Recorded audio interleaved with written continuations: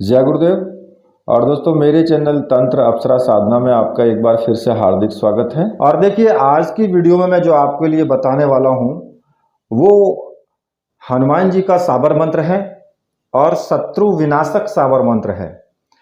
क्योंकि देखिए, इस सांसारिक जीवन में रहते हुए बहुत से आपके शत्रु हो सकते हैं, और कुछ शत्रु तो ऐसे होते हैं कि वो आप उनसे कितना भी प्रेम कर लो लेकिन वो बाज नहीं आते हैं, उनको अपना काम करना ही करना है।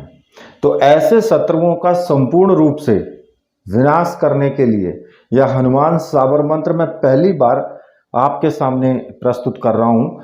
और ये साबर मंत्र बहुत ही तीव्र है और बहुत ही आश्चर्यजनक परिणाम जो है इसके आपको देखने को मिलेंगे। तो देखिए, उससे पहले मैं एक रिक्वेस्ट करूंगा कि जो भी नए व्यूवर्स हैं चैनल पर, जो वीडियो देख रहे हैं, वो चैनल को जरूर सब्सक्राइब कर लें अगर उनको वीडियो अच्छी लगती है तो, और वीडियो को लाइक और शेयर जरूर करना, जिससे कि और दूसरों को भी इसका लाभ मिल सके। ठीक है। अब यहां पर बात आती है कि भाई, अगर आपने किसी शत्रु के ऊपर ये प्रयोग किया तो उसका क्या क्या हो सकता है, या फिर आपको किस जो आपकी प्रॉब्लम है उस प्रॉब्लम के अनुसार आपको इसका किस प्रकार से प्रयोग करना चाहिए। तो देखिए, जो आपका शत्रु है वो पूर्ण रूप से परिवार समेत विनाश के कगार पर पहुंच जाएगा, क्योंकि ये हनुमान साबर मंत्र है और इसमें जो आन दी गई है, हनुमान जी को वो कार्य करना ही पड़ेगा।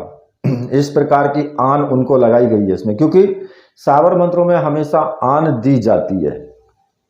साबर मंत्र होते ही ऐसे हैं और इसीलिए वो तीव्र भी होते हैं। तो देखिए, अगर कोई आपका शत्रु है जो आपके प्राणों के पीछे पड़ा हुआ है तो फिर आप जरूर उस पर प्रयोग करें। अगर कोई शत्रु आपका ऐसा है कि भाई केवल मुंह से ही वो शत्रुता रखता है या आपसे ठीक प्रकार से बर्ताव नहीं करता है, हालांकि बहुत से शत्रु ऐसे होते हैं कि उनसे ज़्यादा बड़ी शत्रुता होती नहीं है, लेकिन किसी को भी इस प्रकार से उनके ऊपर प्रयोग नहीं करना चाहिए। क्योंकि देखिए, ज़्यादा अगर प्रॉब्लम है तभी प्रयोग करें, अन्यथा प्रयोग करने से बचना चाहिए ऐसे प्रयोगों को। क्योंकि ये प्रयोग अगर वापसी आ जाए तो आपका भी सर्वनाश कर सकते हैं। क्योंकि अगर सामने वाला भगवान का भक्त है और वो इतना मतलब कि निष्ठुर कठोर या शत्रुता नहीं निभाता है आपके साथ में, और आप उसके ऊपर जानबूझ करके प्रयोग करते हैं, तो ये गलत है। इसलिए प्रयोग ऐसे व्यक्ति पर करें जो बिल्कुल आपके प्राणों के पीछे पड़ा हुआ है, या आपके घर परिवार का कोई भी व्यक्ति को उसने मार दिया है या परेशान कर रखा है, बीमार है, घर का सारा कारोबार बंद चुका है, तो ऐसे व्यक्ति को फिर आप दंड दे सकते हैं।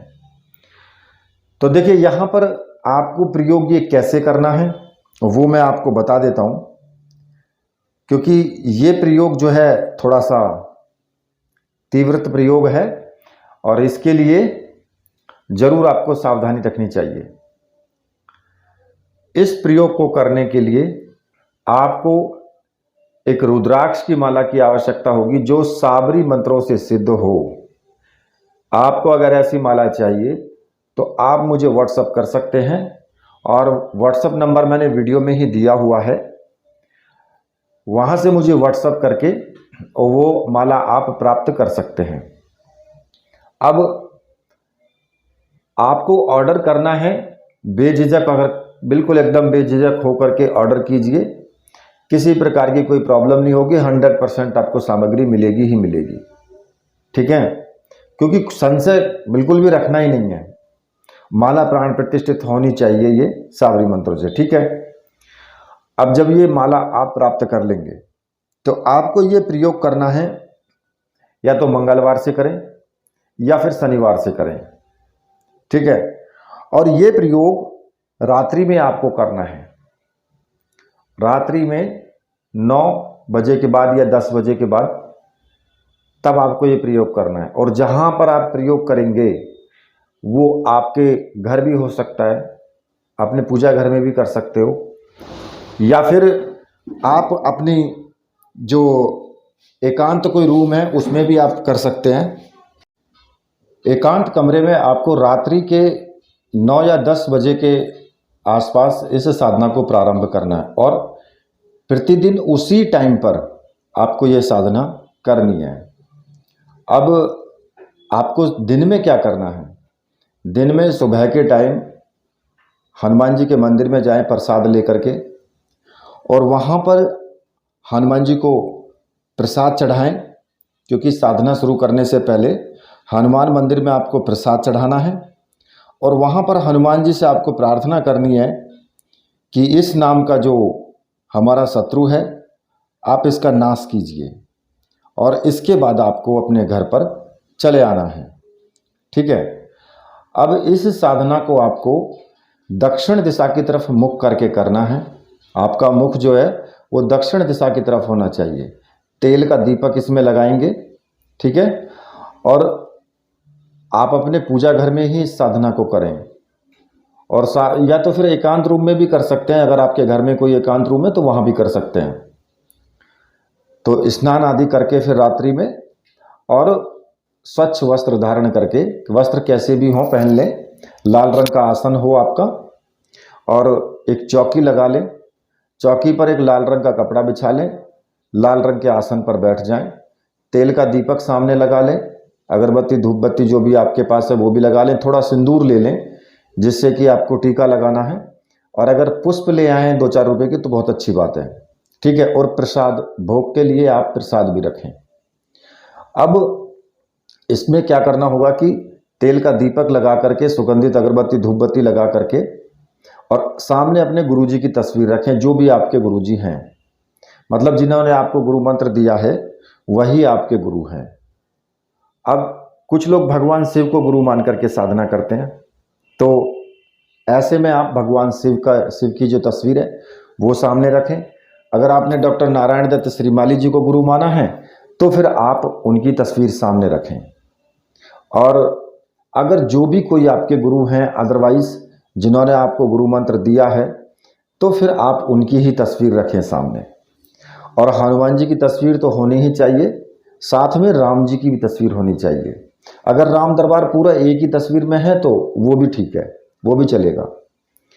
अब इसमें आपको क्या करना होगा कि सबसे पहले आपको अपने गुरु का पूजन करना है।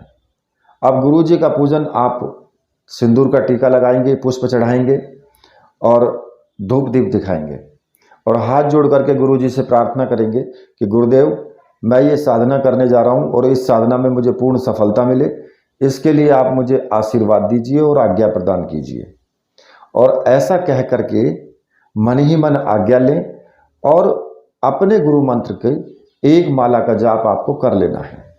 ठीक है। रुद्राक्ष की माला से ही आपको करना है। अब अगर आपने डॉक्टर नारायण दत्त श्रीमाली जी को गुरु माना है तो फिर आप ओम परम तत्वाय नारायणाय गुरुभ्यो नमः इस मंत्र का जाप करेंगे।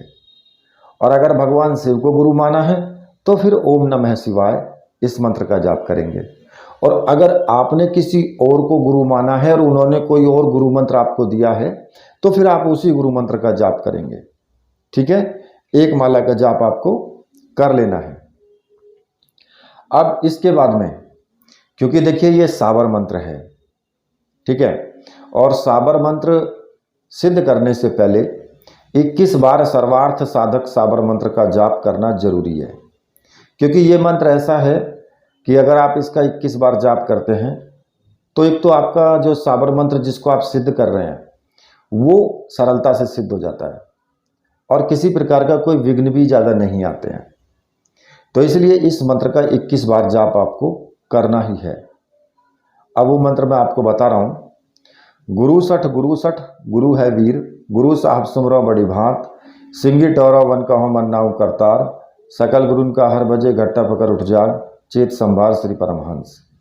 इसका आपको 21 बार जाप करना है, और ये प्रतिदिन ही आपको करना है। ठीक है। इसके बाद क्योंकि हनुमान जी भगवान राम के अनन्य भक्त हैं, क्योंकि जहां राम का नाम है वहां हनुमान जी विराजमान हैं। जहां कहीं भी रामायण का पाठ होता है तो हनुमान जी वहां पर मौजूद होते हैं। उनसे बड़ा राम का भक्त कोई नहीं है। और अगर हनुमान जी के प्रकोप से कोई बचा सकता है तो वो हैं भगवान श्री राम, वरना कोई और नहीं बचा सकता। क्योंकि कई बार ऐसा होता है कि हम साधना कर रहे हैं और साधना में हमसे गलतियां हो जाती हैं, और अगर कुछ ऐसे मंत्र हैं जिनको जो कि बहुत ही तीव्र हैं, अगर हम उनकी साधना करते हैं, उनका प्रयोग करते हैं और उनमें अगर हमसे कुछ गलती हो जाए तो हमें भीषण परिणाम भुगतने पड़ सकते हैं। तो इसलिए उन परिणामों से बचने के लिए आपको राम का नाम का उच्चारण, उनका पूजन जरूर करना चाहिए। अब इसमें आपको भगवान श्री राम का पूजन आपको करना है, जैसे आपने गुरु जी का पूजन किया है या भगवान शिव का पूजन किया है, उसी प्रकार से आपको राम जी का पूजन करना है। और पूजन करने के बाद फिर आपको 5 मिनट आंख बंद करके आपको राम नाम का उच्चारण करना है। और वो मैं आपको बता रहा हूं जो आपको बोलना है, राम रामाय नमः। इस मंत्र का 5 मिनट तक आप आंख बंद करके ध्यान करके और इस मंत्र का जाप करते रहें और उनसे प्रार्थना करते रहें कि अगर मुझसे कोई गलती हो तो आप मेरी रक्षा करें। ठीक है। या इसके अलावा आप ऐसा भी कर सकते हैं कि राम रक्षा स्तोत्र का भी पाठ कर सकते हैं। ठीक है।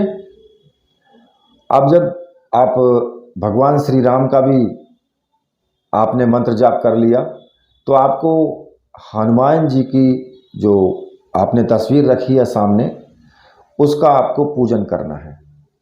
और पूजन आपको धूप दीप से, सिंदूर से टीका लगाएं, पुष्प चढ़ाएं और भोग जो भी आपने लड्डू या जो भी आप रखें वो आप रखें उनके लिए, भोग के लिए। और उनसे प्रार्थना करें अपने शत्रु के विनाश के लिए कि प्रभु मेरा ये शत्रु है और इसने मुझे बहुत परेशान किया है, आपसे निवेदन है कि आप इसका नाश कीजिए और मेरी रक्षा कीजिए। क्योंकि देखिए हनुमान जी महाराज जानते हैं किसकी गलती है किसकी नहीं है, तो इसलिए उनसे तो कुछ छुपा हुआ है ही नहीं। तो आपको क्या करना होगा, शत्रु का आपको नाम इसमें जो है ले करके और फिर आपको हनुमान जी से प्रार्थना करनी है। और इसके बाद में फिर आपको जो मंत्र है, मूल मंत्र है, उस मंत्र का आपको जाप शुरू करना है। ठीक है। अब इसको आपको कैसे जपना है इसका मैं आपको बता देता हूं। मंत्र इस प्रकार से है, ओम नमो कुड़ंत डफडल हुम। ठीक है। इकला मैं वीर हनुमंत का चेला, पकड़ पकड़ पछाड़ूं मस्तक फोड़ूं, सवा मड़ की जंजीर जड़ाऊं, अमुक आन मेरे पग पड़े, न पड़े तो माता अंजनी का हराम करे, गुरु की शक्ति मेरी भक्ति, फरो मंत्र ईश्वर वाचा अमुक। अब इस मंत्र में 2 जगह अमुक का मैंने प्रयोग किया है। तो जहां शुरुआत में अमुक का प्रयोग किया है कि सवा मड़ की जंजीर जड़ाऊं, यहां पर, और इसके बाद में मैंने प्रयोग किया है अमुक का। तो उस अमुक पर आपको अपने शत्रु का नाम लेना है जो आपका शत्रु है। ठीक है।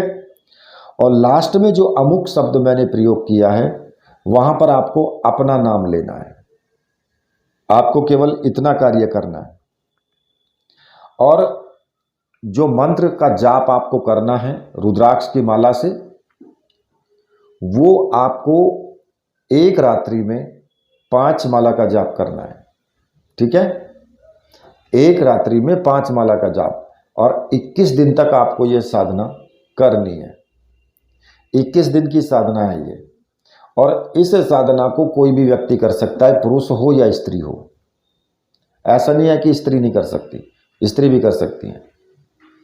और इस साधना को करते समय आपको नियमों पर विशेष ध्यान देना है, खासकर ब्रह्मचर्य व्रत पर। ब्रह्मचर्य व्रत आपको तन से मन से दोनों तरह से कठोर होकर रखना पड़ेगा। अगर यहाँ गलती हुई तो हो सकता है कि फिर आपका उल्टा बिस्तरा गोल हो सकता है, ठीक है। यहां आप गलती बिल्कुल मत करना। और दूसरा, शराब, मांस, अंडा, ये सब चीजों से दूर रहना, सात्विक भोजन करना और सात्विक विचार अपने रखना, बस इतना प्रयोग इसमें करना। जीवों पर दया करना, ये सब चीजों, इन चीजों का ध्यान आप जरूर रखें। इन नियमों का पालन करते हुए 21 दिन तक उसी समय पर और इसी प्रकार से जैसे मैंने बताई है, रोज आपको ऐसे ही साधना करनी है, ठीक है। 21 दिन पूरा होते होते आप देखेंगे कि आपका शत्रु आ गया है विनाश के कगार पर। हनुमान जी उसको ऐसी पटखनी लगाएंगे कि वो जीवन भर याद रखेगा और फिर दोबारा आपसे किसी भी प्रकार का वो शत्रुता को नहीं निभाएगा। इस चीज का विशेष ध्यान रखें। मैं बार बार बोल रहा हूं कि नियम जो हैं वो आपके कड़े होने चाहिए। कड़े नियमों से ही आपको जो है साधना करनी है। और जब आपकी साधना पूरी हो जाए फिर आपको हनुमान मंदिर में जाकर के वहां पर प्रसाद आपको फिर दोबारा से चढ़ाना है। मतलब कि साधना करने से पहले भी आपको एक बार प्रसाद चढ़ा के आना है और साधना करने के बाद भी आपको एक बार प्रसाद चढ़ा के आना है, ठीक है। तो आपको ये जो साधना है ये इस प्रकार से आपको साधना करनी है। साधना का मंत्र बहुत तीव्र है, इसलिए ध्यान से करें और सचेत होकर के करें। इसी के साथ मैं वीडियो को अब यहीं पर समाप्त करता हूं। मेरे साथ बोलिए बोलिए वीर बजरंगबली हनुमान जी महाराज की जय। बोलिए मेरे परमहंस गुरुदेव की जय।